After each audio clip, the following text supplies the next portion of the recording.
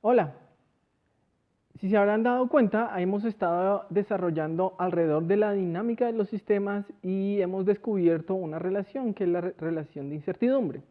Esta involucraba la incertidumbre entre dos observables y acotaba por debajo la capacidad o la resolución, la incertidumbre de dos observables que no fueran compatibles. Hay una pregunta y es, ¿qué sucede con la energía?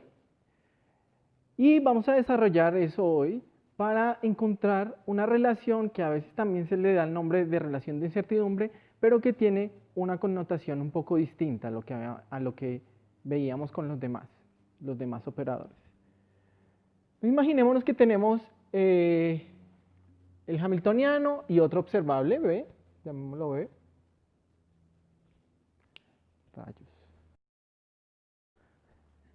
Llamémoslo B. Y escribimos su relación de incertidumbre. Aquí simplemente la estoy escribiendo. Entonces, estoy suponiendo que estoy preguntando para cualquier instante de tiempo. Y como quiero evaluarlo para cualquier instante de tiempo, entonces, por ejemplo, puedo poner aquí el conmutador en la imagen de Heisenberg para olvidarme de la dependencia temporal que pueden tener los estados acá.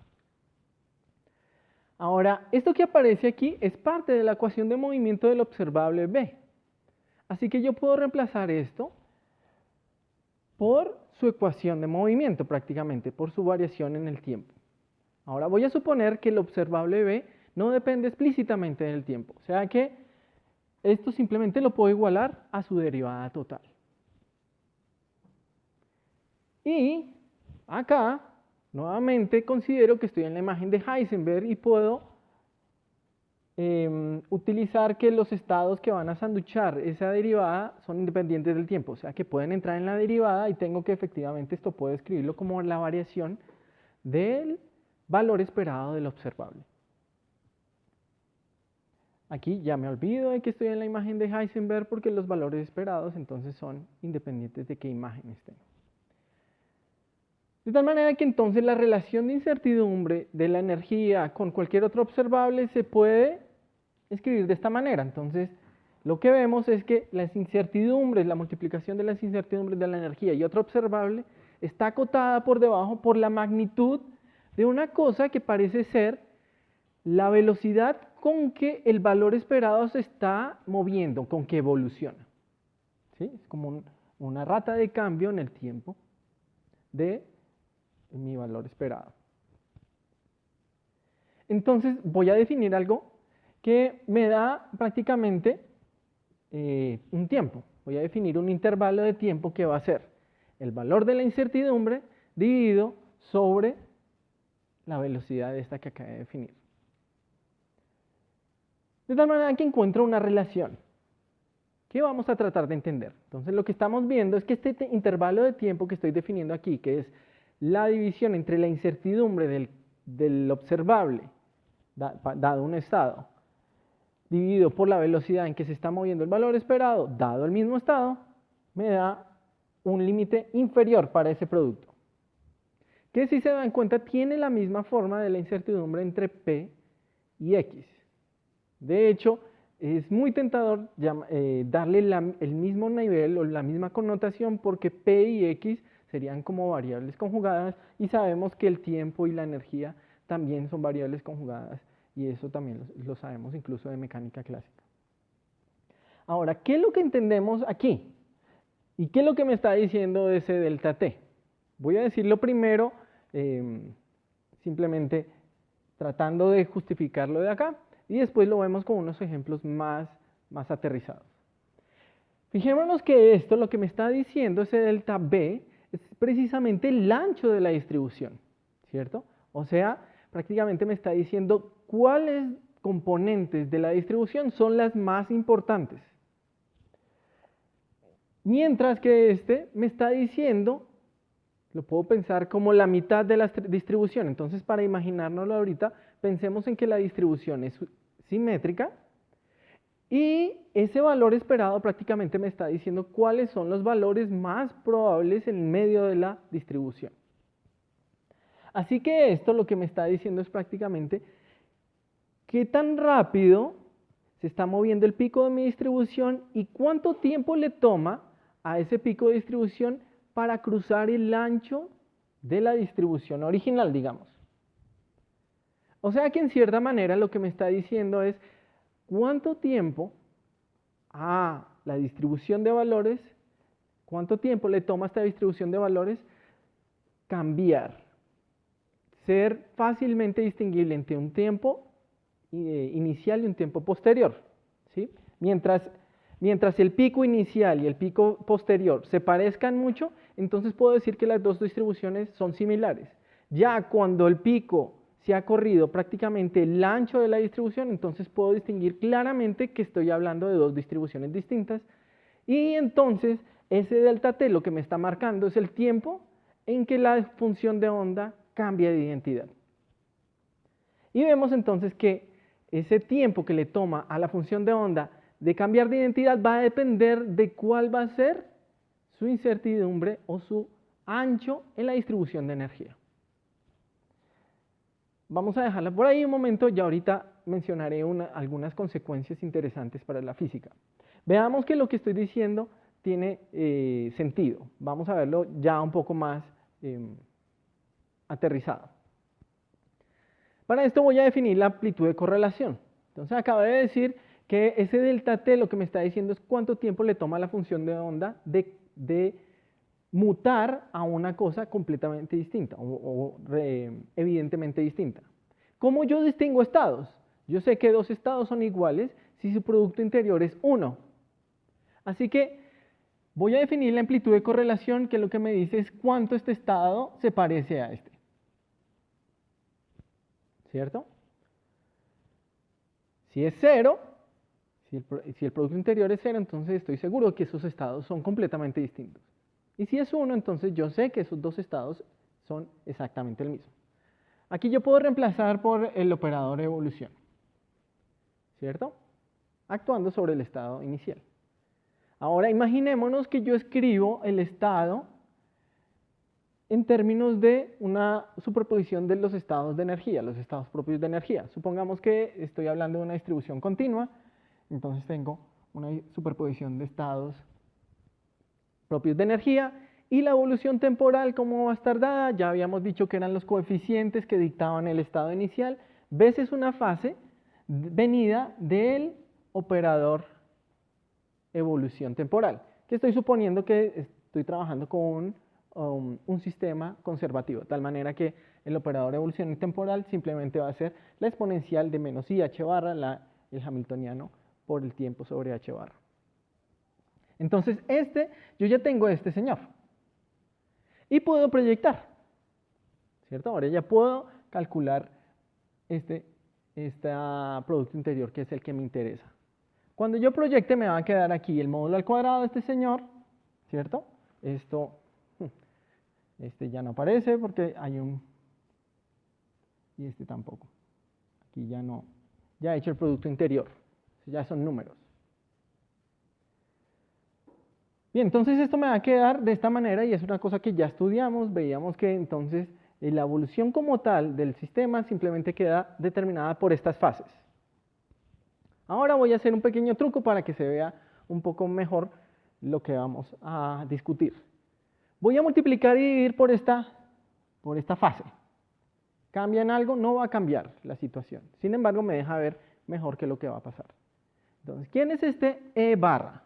Ese E barra va a ser precisamente el valor esperado de energía. Digamos que el punto donde yo espero que haya más concentración de estados que contribuyen a esa distribución.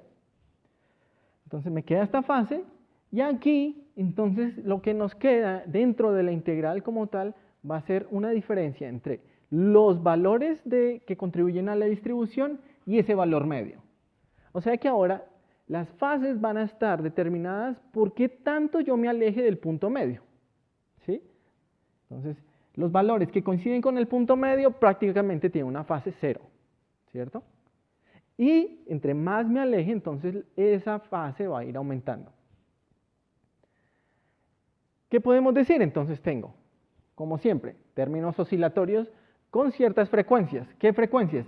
La frecuencia que yo voy a tener, lo que acabé de decir, era si el modo que estoy estudiando coincide exactamente con el valor medio, el valor esperado, digamos, el E barra, entonces la frecuencia es 0. Y entre más yo me aleje, esa frecuencia va a ser mayor. Ahora, esa es una integral compleja, ¿sí? Es una cosa oscilatoria. Sin embargo, y es algo que, digamos, no es el punto ahorita de discutirlo, esa integral por métodos de continuidad hacia el plano complejo, es posible identificarla con una exponencial natural, sin complejo acá, y con un menos ahí. Entonces vemos que podemos cambiar esa integral a algo que está acotado, ¿sí? Algo que está suprimido exponencialmente.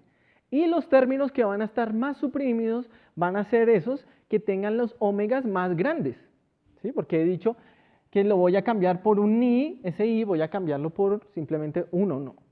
Y entonces los que van a estar más suprimidos son los que tengan omegas más grandes. ¿De acuerdo?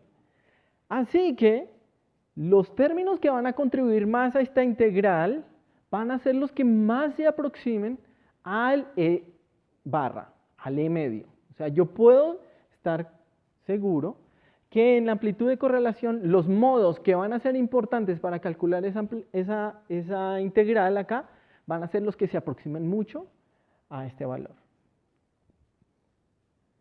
Entonces, podemos decir que que mi amplitud de correlación va a ir a 0 cuando el tiempo que haya transcurrido tenga este valor, donde ese delta E va a ser precisamente la diferencia entre la energía de mi modo y la energía media. Entonces, hay modos que salen muy rápido en la contribución, o sea, rápidamente decaen y dejan de contribuir, que son los que tienen un delta E muy grande.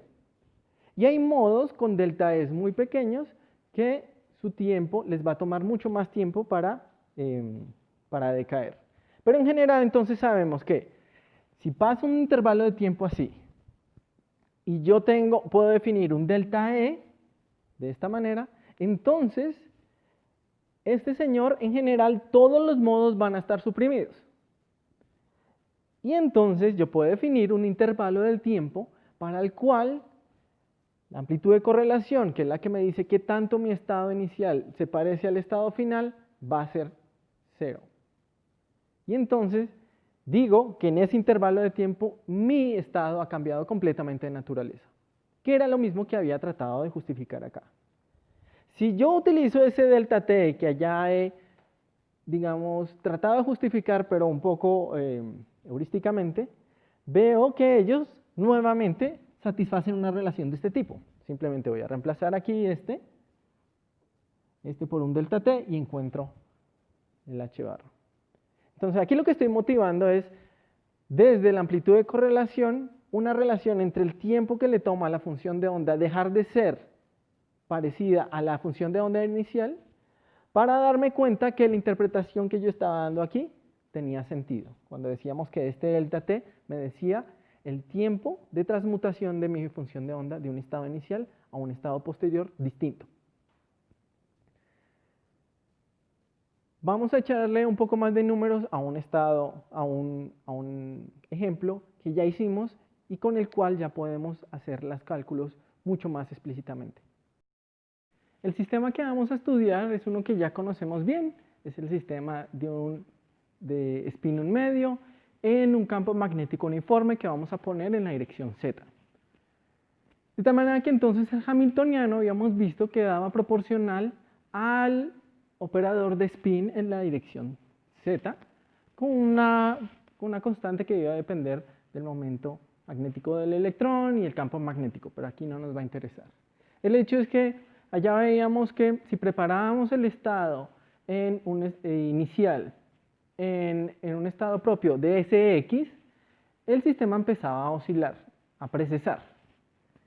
Y encontrábamos la solución para este caso de esta manera, donde aquí estos dos son los estados propios de spin z. en Z.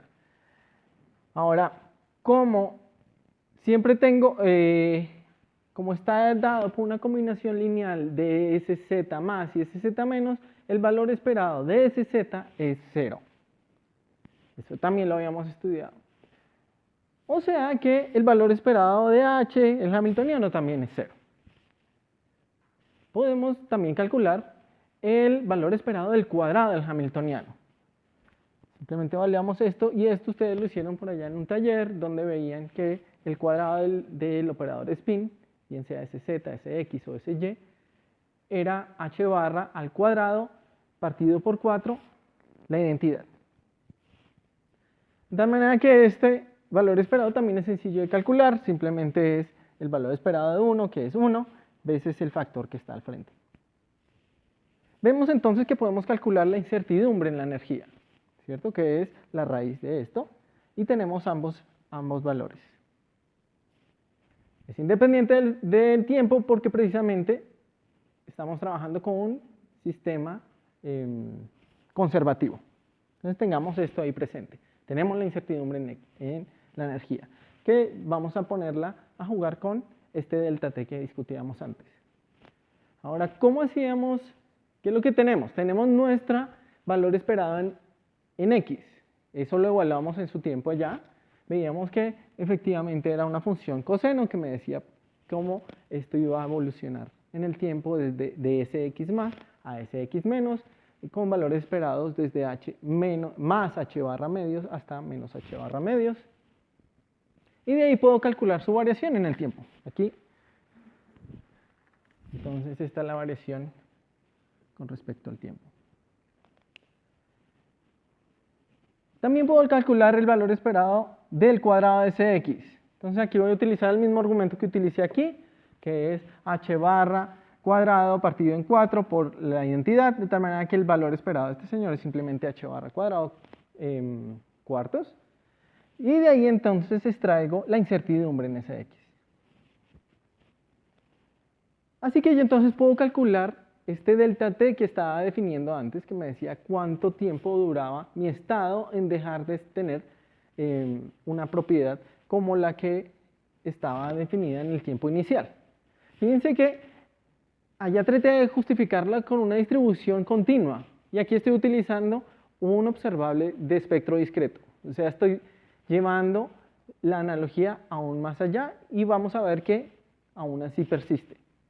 Entonces vamos a tomar este delta t, como lo definíamos, que era la incertidumbre dividida por la velocidad en que se mueve mi valor esperado. Entonces simplemente es tomar este, divido este y me da 1 sobre omega, donde el omega es este que está acá. Si multiplico este delta t con mi incertidumbre en el tiempo, encontramos que efectivamente es h barra medios.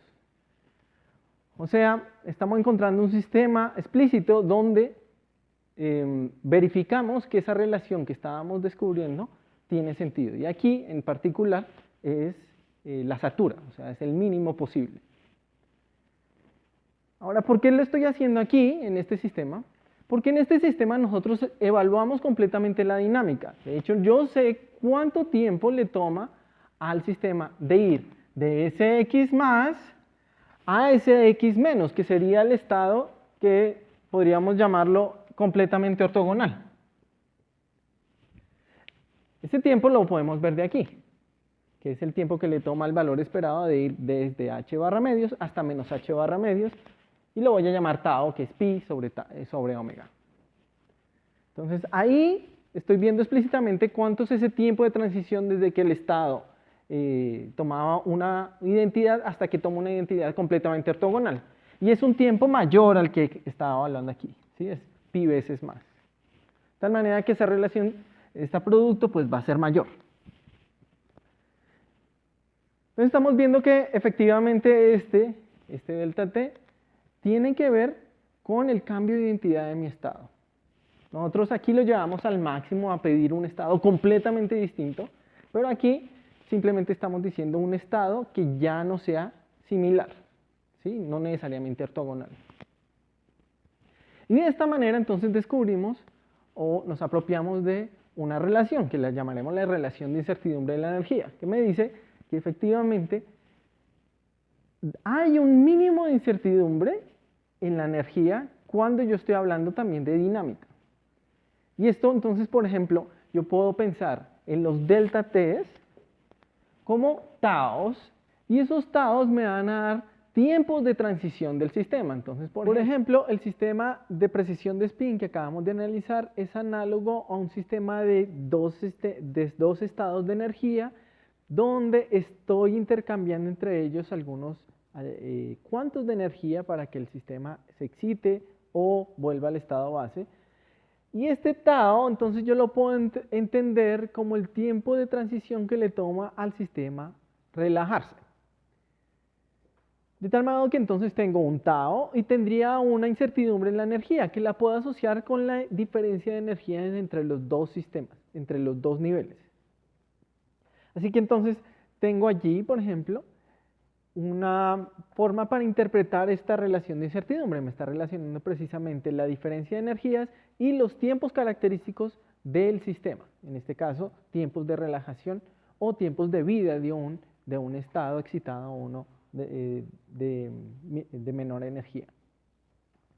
Pero esta relación que estamos encontrando que efectivamente está relacionando la incertidumbre de la energía con intervalos de tiempo no se restringe ahí. Entonces, tenemos, por ejemplo, que en mecánica cuántica reglas tan sagradas como la conservación de la energía se pueden violar. Lo que tengo es que la energía, en tanto suceda en intervalos de tiempo muy cortos, no necesariamente tiene que conservarse con completa precisión, y tenemos efectos tan interesantes como la creación de pares en mecánica cuántica relativista o incluso efectos tan dramáticos como la creación de nuestro universo, donde puede haber sido una fluctuación cuántica la que genera una violación de la energía brutal, que es la que observamos en todo el cosmos. De esta manera entonces estamos cerrando nuestra sección de dinámica, donde veíamos otra forma de abordar los sistemas mecánico-cuánticos y su dinámica, y ahora pasamos a saborear lo que sería nuestro ápice y nuestro objetivo final en el curso, que es el de los átomos hidrogenoides. Pero para esto tenemos que hacer un paso a través de lo que se conoce como la teoría del momento angular, que es lo que empezaremos desde la próxima vez. Así que nos seguiremos viendo. Hasta luego.